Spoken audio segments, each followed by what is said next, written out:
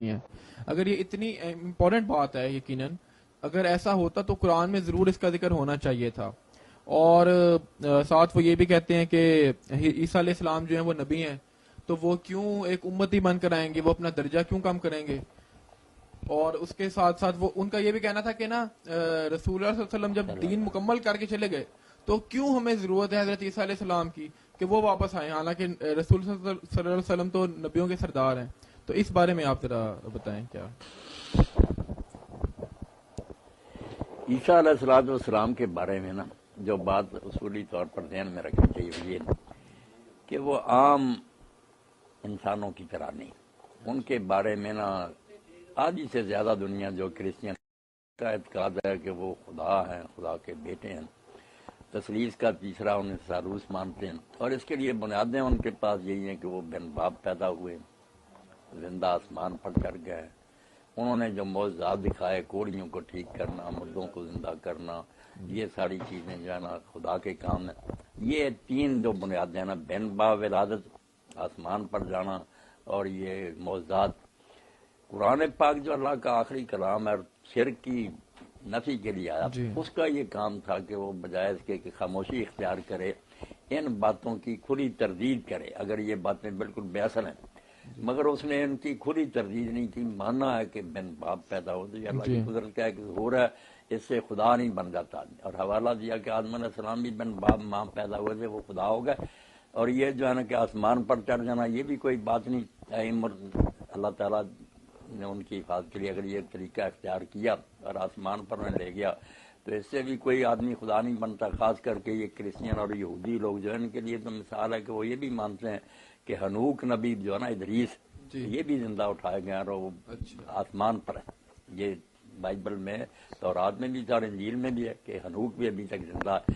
اس لیے یہ بھی کوئی ایسی چیز نہیں کہ جس میں آپ بے نظیر اور کوئی مثال نہ ہو، ایک دوسرا انسان بھی آسمانوں پر ان کے عقیدہ میں، تو یہ بھی خدا بننے کی دلیل نہیں۔ اور یہ معجزات جو وہاں اللہ تعالیٰ باذن اللہ کیا کرے کہ اگر وہ مردہ زندہ کر دے تو اللہ کے حکم سے ایسا ہوتا تھا، اللہ جو چاہے۔ تو اسی طرح جو واپس آنا اس کے بارے میں سمجھیں کہ جو ہے نا کہ اللہ تعالیٰ اس بات میں ذکر کرے کہ وہ آئیں گے، یہ بھی دو آیتیں جن سے علماء نے سمجھا، صحابہ کرام سے لے کر سب نے سمجھا۔ وَإِن مِّنْ أَهْلِ الْكِتَابِ إِلَّا لِيُؤْمِنَنَّ بِهِ قَبْلَ مَوْتِهِ، کہ مسیح کے مرنے سے پہلے اہل کتاب میں سے کوئی ایسا نہیں رہ جائے گا جو ایمان نہ لائے۔ ان کی موت اس وقت ہوگی جب یہ سب ایمان لے آئیں گے۔ اور یہی حدیث میں آتا کہ جب عیسیٰ علیہ السلام دوبارہ آئیں گے تو یہود و نصارہ جو ہے نا، یہ سارے کے سارے پھر ایمان لے آئیں گے اور ملت واحدہ اسلام ہی ہوگا۔ اور دوسری آیت سورہ زخرف میں وَإِنَّهُ لَعِلْمٌ لِلسَّاعَةِ کہ وہ قیامت کی نشانی ہے مسیح۔ یہاں یہ میں نے عباس ابو ہریرہ کہتے ہیں اللہ کی قسم، یہ ان کے نزول کی بات ہے کہ وہ آئیں گے دوبارہ تو قیامت سر پر کھڑی ہوگی، پتہ چلے گا کہ اب تھوڑا وقت رہ گیا۔ یہ دو آیتیں جو ہیں ان سے صحابہ کرام رضوان اللہ علیہم اجمعین کے دور سے ہی نا لوگوں نے سمجھا کہ وہ دوبارہ آئیں گے۔ بسم اللہ الرحمن الرحیم۔ ہم صحیح مسلم کی روایت رقم 2901 کا مطالعہ کر رہے ہیں۔ اس میں قیامت کی نشانیاں زیر بحث ہیں۔ ان نشانیوں میں نزول مسیح کی نشانی پر کچھ چیزیں میں نے آپ کی خدمت میں عرض کر دی۔ میں نے یہ عرض کیا تھا کہ خود روایت بیان کرنے والوں نے نزول مسیح کی نشانی روایت کی ہے، اور اسی بات کو اسی مجلس میں رسول اللہ کی گفتگو کو کچھ دوسرے لوگوں نے جب بیان کیا ہے تو انہوں نے یہ نشانی بیان نہیں کی، اس کی جگہ ایک دوسری نشانی کا ذکر کیا ہے۔ ان میں اب کس بنیاد پہ ترجیح دی جائے؟ تو اس میں نے دو باتیں عرض کی تھیں۔ ایک یہ عرض کی تھی کہ خود نزول مسیح کی روایتوں میں اس کا وقت بیان کھو گیا ہے، یعنی بتا دیا گیا ہے کہ یہ کب ہوگا، اور بہت صراحت کے ساتھ بتا دیا گیا ہے کہ یہ فتح قسطنطنیہ کے فوراً بعد ہوگا۔ تو وہ 1453 میں ہو گئی، اب اس پر صدیاں گزر گئی ہیں، کچھ نہیں ہوا۔ کسی پیشین گوئی کے بارے میں اگر یہ صورت پیدا ہو جائے تو پلٹ کے دیکھنا چاہیے کہ کیا اس کی نسبت اللہ کے پیغمبر کی طرف درست تھی، کیا اس میں جو بات کہی گئی تھی اس کو سمجھنے میں کوئی غلطی تو نہیں ہو رہی، پھر دیکھنا چاہیے، اس لیے کہ وہ پوری نہیں ہوئی۔ اور یہ کیسے ہو سکتا ہے کہ اللہ کا پیغمبر ایک پیشین گوئی کرے، اس کا وقت مقرر کرے اور وہ پوری نہ ہو؟ یہ تو کسی طرح نہیں ہو سکتا۔ ہم یہ دیکھتے ہیں کہ جب رسول اللہ صلی اللہ علیہ وسلم سے جبریل امین نے گفتگو کی اور یہ پوچھا ہے کہ قیامت کے قرب کی نشانیاں بتائیے، جو 2 نشانیاں بتائی ہیں وہ تو اس وقت پوری کائنات دیکھ رہی ہے، عرب بھر پوری ہو گئی، تو اس لیے یہ تو ہو نہیں سکتا۔ وہ وقت آ گیا، وہ گزر گیا، اس پر صدیاں گزر گئیں، لیکن نزول مسیح نہیں ہوا۔ اس کے بعد میں یہ عرض کر رہا تھا کہ جب ہم قرآن کو پڑھتے ہیں تو معلوم ہوتا ہے کہ وہ اسے قبول نہیں کرتا، یعنی اس کو ایک واقعے کی حیثیت سے قبول نہیں کرتا۔ اس میں دوسری چیز زیر بحث تھی، یعنی 3 چیزوں کی طرف میں نے توجہ دلائی ہے، اور وہ حصہ پڑھا تھا جو میری کتاب میزان میں علامات قیامت کے باب سے لیا گیا ہے۔ دوسری چیز سورہ مائدہ کے آخر میں اللہ تعالیٰ کا مکالمہ ہے، اس کا خلاصہ میں نے بیان کر دیا تھا۔ یہ مائدہ کی آیت 117 ہے، اس میں جو آخری جملہ ہے جو کوئی گنجائش نہیں چھوڑتا، وہ جملہ یہ ہے کہ ما قلت لهم الا ما امرتنی بہ ان اعبدوا اللہ ربی وربکم وکنت علیہم شہیدا ما دمت فیہم فلما توفیتنی کنت انت الرقیب علیہم وانت علی کل شیء شہید۔ اللہ نے پوچھا تھا کہ یہ تم نے کہا تھا کہ مجھے اور میری ماں کو پوجا کرو، وہ کہتے ہیں میں نے تو ان سے وہی بات کہی تھی جس کا آپ نے مجھے حکم دیا تھا کہ اللہ کی بندگی کرو جو میرا بھی پروردگار ہے اور تمہارا بھی۔ میں ان پر نگران رہا جب تک میں ان کے درمیان تھا، پھر جب آپ نے مجھے وفات دی تو اس کے بعد آپ ہی ان کے نگران رہے اور آپ ہر چیز پر گواہ ہیں۔ یعنی انہوں نے پوری طرح اپنی برات ظاہر کر دی، میرا کوئی تعلق نہیں اس سے، میں نہیں جانتا یہ بعد میں کیا کرتے رہے ہیں، جب تک میں تھا میں نے ان کو یہی بات بتائی تھی۔ اس پر میں نے یہ عرض کیا تھا کہ اس میں دیکھ لیجئے مسیح علیہ السلام اگر ایک مرتبہ پھر دنیا میں آ چکے ہیں تو یہ آخری جملہ کسی طرح موضوع نہیں، یعنی وہ اگر آ چکے ہیں اور وہ یہ کہہ رہے ہیں تو یہ آخری جملہ وہ کیسے بول سکتے ہیں؟ ان کو تو پھر کہنا چاہیے کہ میں تو ابھی قیامت سے چند روز یا چند مہینے یا کچھ عرصہ پہلے ان کے کان گرم کر کے آیا ہوں، میں نے تو اپنا فرض ادا کر دیا۔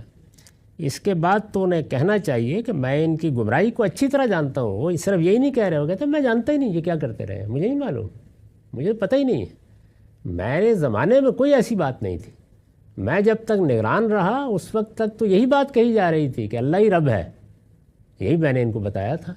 اس کے بعد مجھے نہیں پتہ کیا کرتے رہے ہیں۔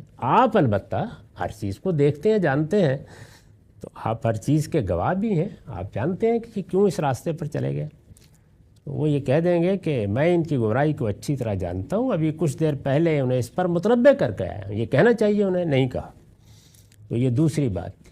ثالثاً، تیسری، اس لیے کہ سورہ آل عمران کی ایک آیت میں، یہ مائدہ تھی، سورہ آل عمران کی ایک آیت میں قرآن نے مسیح علیہ السلام کے بارے میں قیامت تک کا لائے عمل بیان فرمایا ہے۔ یعنی یہ ایک آیت ہے جس میں سورہ آل عمران میں جب ان کا پورا قصہ زیر بحث آ گیا، ان کی پیدائش، کیا ہوا معاملہ، پھر اس کے بعد انہوں نے اپنی قوم کو دعوت دی، قوم کا رد عمل زیر بحث آ گیا، گویا ان کی پوری سرگزشت دعوت سورہ آل عمران میں زیر بحث ہے۔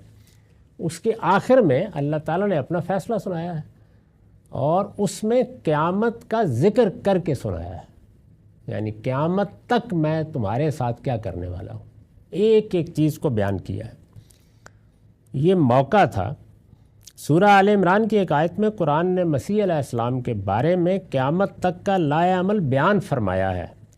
یہ موقع تھا کہ قیامت تک کے الفاظ کی صراحت کے ساتھ، یعنی جب یہ الفاظ بھی آ گئے قیامت تک یہ کروں گا، تو قیامت تک کے الفاظ کی صراحت کے ساتھ جب اللہ تعالیٰ وہ چیزیں بیان کر رہے ہیں جو ان کے اور ان کے پیرووں کے ساتھ ہونے والی ہیں، تو یہ موقع تھا نا، یہ بھی بیان کر دیتے کہ قیامت سے پہلے میں ایک مرتبہ پھر تجھے دنیا میں بھیجنے والا ہوں۔ جب یہ ساری بات قیامت تک، ایک تو یہ ہے کہ اس وقت کی کوئی بات ہے، اس میں آیت میں الفاظ آ گئے ہیں یہ، مگر اللہ نے ایسا نہیں کیا۔ سیدنا مسیح کو آنا ہے تو یہ خاموش کیوں ہے؟ یعنی کیا وجہ ہے کہ یہ ساری بات بیان ہو گئی لیکن یہی ایک بات بیان نہیں کی؟ اس کی کوئی وجہ سمجھ میں نہیں آتی۔ وہ آیت کیا ہے؟ وہ یہ ہے، یہ سورہ آل عمران کی آیت 55 ہے، انی متوفی کا ورافع کا الیہ و مطہر کا من الذین کفروا و جائل الذین اتبعوک فوق الذین کفروا الی یوم القیامہ ثم الیہ مرجعکم فاحکم بینکم فیما کنتم فیہ تختلفون۔ اس کا آخری حصہ بھی بہت غور کا تقاضا کرتا ہے۔ اب ذرا ترجمہ سنیے، میں نے فیصلہ کیا، یعنی اللہ تعالیٰ کہتے ہیں میں نے فیصلہ کیا، دعوت ختم ہو گئی، قوم نے ان کو مار دینے کا فیصلہ کر لیا۔ اس موقع پر اللہ تعالیٰ فرما رہے ہیں میں نے فیصلہ کیا ہے کہ تجھے وفات دوں گا، یہ پہلی بات کہی، اور اپنی طرف اٹھا لوں گا، اور تیرے ان منکروں سے تجھے پاک کروں گا، یعنی یہ اب غلاظت کا ڈھیر ہے، ان سے نکال لوں گا میں تجھے، اور تیری پیروی کرنے والوں کو، یعنی جو اب تجھے ماننے والے پیدا ہوں گے کو قیامت کے دن تک ان منکروں پر غالب رکھوں گا۔ یہ حضرت مسیح کے بارے میں اللہ تعالیٰ کا فیصلہ ہے، اور یہ خود قیامت کی نشانی بن گیا ہے۔ یعنی آج سے 2000 سال پہلے یہ اعلان کیا گیا کہ میں تیرے ماننے والوں کو، جب ماننے والا کوئی تھا ہی نہیں، یعنی ماننے والے کیا تھے؟ وہ 8-10 بیچارے جو وہاں پہاڑ کی کھو میں بیٹھے ہوئے کوشش کر رہے تھے کہ اپنے پیغمبر کو بچائیں کیسے، اور جب ایک ان میں سے مخبری کر رہا تھا چند روپے لے کے، یہ اس وقت فرمایا ہے کہ ہم نے یہ کہہ دیا تھا کہ اب یہ یہود ہیں جنہوں نے تیرا انکار کر دیا ہے، یہ آخری حجت تھی ان پر، اس کے بعد اب قیامت تک تیرا نام لیوا بھی جو کوئی پیدا ہوں گے ان کو ان کے اوپر غلبہ حاصل رہے گا، اور قیامت کے دن تک یہ صورتحال تبدیل نہیں ہوگی۔ تو دیکھیے کتنی بڑی نشانی بن گئی۔ اسی کو ایک دوسری سورہ میں کہا ہے کہ مسیح تو اپنے وجود سے قیامت کی نشانی ہے، یعنی جب چاہو اس کو دیکھ لو۔ تو یہاں قیامت کے دن تک کیا لایا عمل ہے وہ بیان کیا، فرمایا کہ ثم الیہ مرجعکم، یہ رہے گا قیامت تک معاملہ، پھر تم سب کو، یہود بھی، تمہارے ماننے والے بھی، سب میرے پاس آنا ہے، بالآخر میرے پاس آنا ہے۔ پھر میں کیا کروں گا؟ فَأَحْكُمُ بَيْنَكُمْ فِي مَا كُنْتُمْ فِيهِ تَخْتَلِفُونَ، سو اس وقت میں فیصلہ کروں گا ان چیزوں کا جن میں اختلاف رہا ہے۔ اگر وہ آ گئے ہیں تو اختلاف کا تمہیں فیصلہ کر کے چلے جائیں گے۔ تو یہ دیکھ لیجیے کہ پوری بات بیان کر دی ہے، کوئی سرے سے گنجائش ہی اس کی نہیں چھوڑی کہ اس کے بعد بھی آدمی یہ خیال کرے کہ وہ اس طرح جیسے روایتوں میں بیان ہوا ہے آسمان سے اتریں گے اور آ کر عیسائیوں کو ان کی غلطی بتا دیں گے، یہودیوں پر ان کی غلطی واضح کر دیں گے، مسلمانوں پر ان کی غلطیاں واضح کر دیں گے۔ اگر یہ سب ہو گیا ہے تو پھر خدا نے یہ کس چیز کا فیصلہ سنانا ہے؟ تو اس کا کوئی سوال نہیں ہے۔